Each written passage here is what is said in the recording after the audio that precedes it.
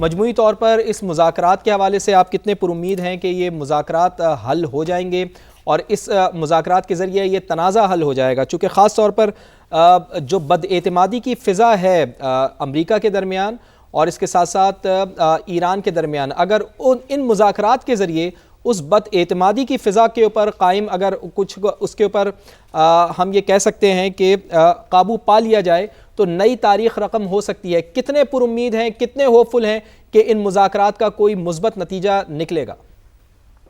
देखिए, being an optimist, मैं इसके नतीजे के मुतालिक बहुत होपफुल हूँ कि बहुत पॉजिटिविटी के साथ ये मुज़ाकरात होने जाएंगे।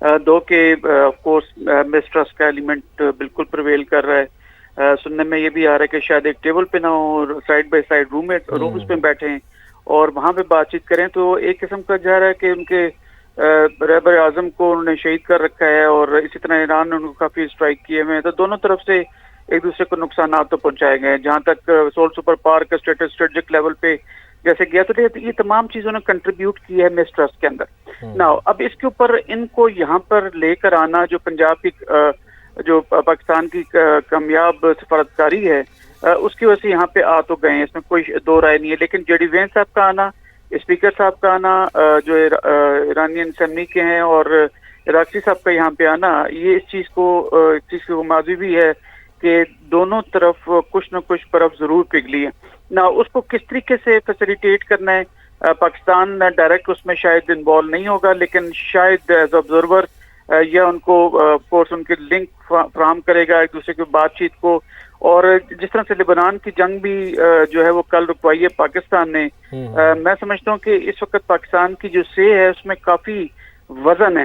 तो लिहाजा इसको ये एक्सपेक्ट करना कि आज ये मुकम्मल तौर पर तमाम मसाइल का हल हो जाएगा, बिल्कुल भी ऐसा नहीं है। ये जो है वो दहाइयों पे मुहित ये मिसट्रस्ट हैं, ये जंगे हैं और लॉन्ग टर्म स्ट्रेटेजिक इंटरेस्ट है अमेरिकन को लेके, इसराइल को लेके। ऑफ कोर्स ईरान एक बड़ी ताकत हुआ करता था और जो है वो पर्शियन एम्पायर हुआ करता था। तो लिहाजा तमाम हेरिस्टिक्स जो हैं उसके हिसाब से दोनों जो फ्रीकैन हैं वो खासी ताकत रखते हैं, एटलीस्ट अपने दिमाग में, अपनी सोचों में, अपने अफकार में।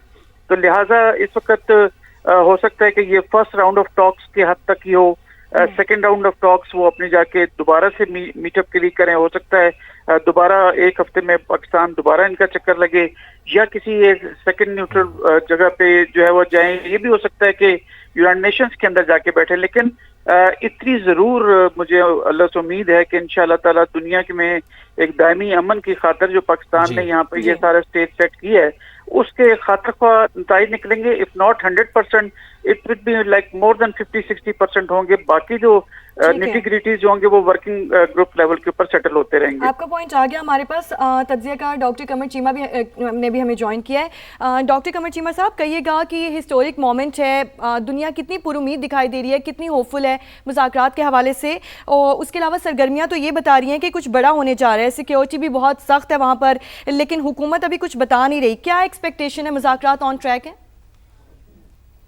बिल्कुल, पहली बात तो ये है कि जिस तरह अभी ब्रिगेडियर साहब फरमा रहे थे, पहली तो बात है कि पाकिस्तान जो है वो ईरान और अमेरिका को टेबल में लाने में कामयाब हुआ है। ये सबसे बड़ी इंपॉर्टेंट चीज है। दूसरी इंपॉर्टेंट चीज ये है कि लीडरशिप वाकई जो है वो इस्लामाबाद आ गई है। दुनिया को शायद स्पेकुलेट कर रहा था नहीं आएंगे जी, ईरानियंस नहीं आएंगे, अमेरिकन नहीं आएंगे, लेकिन इस वक्त ईरान भी सीरियस है और अमेरिका भी सीरियस है और वो चाहते हैं कि मामलात का हल किया जाए। तीसरी इंपॉर्टेंट बात ये है कि देखिए, ये एक लंबा कॉन्फ्लिक्ट है, ये उसकी कॉन्फ्लिक्ट की बड़ी लंबी उम्र है, 40-50 साल पे मुहित ये एक मिसट्रस्ट है, लड़ाइयाँ हुई हैं। ईरान ने अपना पूरा प्रॉक्सी नेटवर्क पूरी मिडल ईस्ट में बना के रखा हुआ था। अमेरिका की एक अपनी एक जनरेशनल स्ट्रगल है अगेंस्ट ईरान। तो लगता ये है कि हम क्या कुछ घंटों में इस्लामाबाद में इन चीजों को कर सकते हैं? सारी बात है, मुश्किल काम है, लेकिन बड़ा ब्रेक थ्रू होता हुआ मुझे नजर आ रहा है। मुझे ये नजर आ रहा है कि जो हाई प्रोबेबिलिटी इस चीज की है कि दोनों मुल्क जो हैं वो इस चीज से राजी हैं कि इस सीज फायर को प्रोलॉन्ग भी किया जाएगा और दूसरा एक दूसरे को कंसेशन भी दिए जाएंगे। और ये जो कंसेशन है इनकी डिफरेंट शक्लें हो सकती हैं और ये भी प्रोबेबिलिटी मौजूद है कि जो लोग यहाँ पे आए हैं, लीडरशिप अगर चली भी जाती है तो दोनों मुल्कों के जो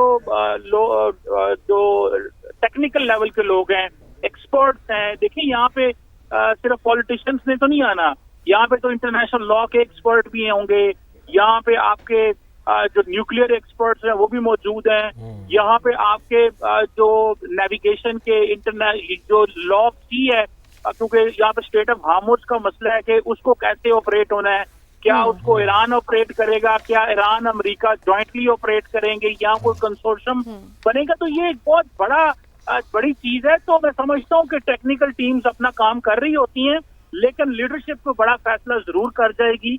और जिस तरह हमें पता चला था कि जो चीजें जिनीवा में हुई थी, मुझे लगता है वहीं से कुछ चीजें आगे चलेंगी। लेकिन अब क्योंकि ईरान जरा तगड़ी पोजीशन में आ गया है, ईरान की पोजीशन ये है कि वो स्टेट ऑफ हार्मोज जो पहले खुली हुई थी अब बंद उसने कर दी है।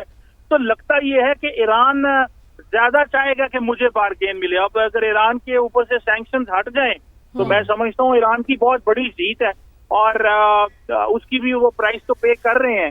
तो एक जैसे आप कह लें कि एक मैराथन है, इसको हमें एक्सपेक्ट नहीं करना चाहिए कि आज के दिन। लेकिन डॉक्टर साहब, अमेरिका की जीत फिर किस तरह से होगी? क्या डोनाल्ड ट्रंप को फेस सेविंग मिलेगी, या फिर अमेरिका की जीत क्या ये होगी कि जो इनरिचमेंट है यूरेनियम की उसको वो कम कर दे या बिल्कुल ख़त्म कर दे? अमेरिका की जीत कैसे होगी? क्या उसमें यही होगा कि आबनाए हुर्मुज़ को वो खुलवा दे और फिर वो अलल ऐलान ये कहे कि जी डंका बजाए कि जी हमने आबनाए हुर्मुज़ को खुलवा दिया है और अब हम फाते हो गए हैं? तो आपने ईरान के बारे में तो बताया, लेकिन अमेरिका की जीत कैसे होगी? देखिए, सारी बात है, ईरान को अमेरिका को भी कंसेशंस देनी होंगी, और वो पहली कंसेशन तो ये है कि ट्रंप साहब कहेंगे जी मैंने स्टेट ऑफ हार्मोज खुलवा दी है, चलो जी दैट्स गुड। दूसरी इसमें ये है जी कि ईरान जो है वो कभी भी न्यूक्लियर वेपन्स नहीं बनाएगा। एक तो उन्होंने जो उनका इंफ्रास्ट्रक्चर तबाह किया, दूसरा वो ये कहेंगे जी कि हम कभी भी आइंदा इसके बाद ईरान जो है वो उसका जो एनरिच्ड यूरेनियम है वो अब हमारे हवाले कर देगा इंटरनेशनल एटॉमिक एनर्जी एजेंसी के। तो लगता ये है कि ये इस तरह की जो चीजें हैं वो सामने आएंगी मोस्ट प्रोबेबली। लेकिन और फिर साथ में जो अमेरिका ने, तो देखें ये नैरेटिव की जंग है ना, नैरेटिव भी तो बन रहे हैं कि अमेरिकन ये समझते हैं कि भाई हमें हर कीमत के ऊपर जो है वो ये बताना है दुनिया को कि हम विनर हैं, हमने ईरान का नुकसान भी कर लिया है, ईरान की कैपेबिलिटी फ्यूचर में यूरेनियम न्यूक्लियर बॉम्ब बनाने की वो भी खत्म कर दी है। तो वो इस तरह की चीजें जो है वो जारी बात करने जा रहे हैं। डॉक्टर साहब की कॉल ड्रॉप हुई है। ब्रिगेडियर रिटायर्ड तारिक रशीद साहब हमारे साथ मौजूद हैं। सर बहुत शुक्रिया आपके वक्त का। कहिएगा कि मुज़ाकरात के हवाले से कितने पुरुमीद दिखाई दे रहे हैं आप? सरगर्मियाँ बता रही हैं कि कुछ बड़ा होने जा रहा है, क्या एक्सपेक्टेशंस हैं? और ये भी जिस तरह से अभी डॉक्टर साहब भी कह रहे थे कि वैसे तो ये कॉन्फ्लिक्ट जो है 50 साल पुराना है और ये लड़ाई तकरीबन 50 साल पुरानी है, लेकिन मिनिमम क्या अचीवमेंट हो सकती है इन मुज़ाकरात में? देखिए, एक तो मैं जनरल तारिक रशीद खान हूँ, ब्रिगेडियर तारिक नहीं हूँ, और खैर ये इतना इम्पोर्टेंट नहीं है। पर दूसरी बात ये है कि इस वक्त मैं इस्लामाबाद में कन्वेंशन सेंटर में मौजूद हूँ और यहाँ बड़ी पॉजिटिव न्यूज़ आ रही हैं।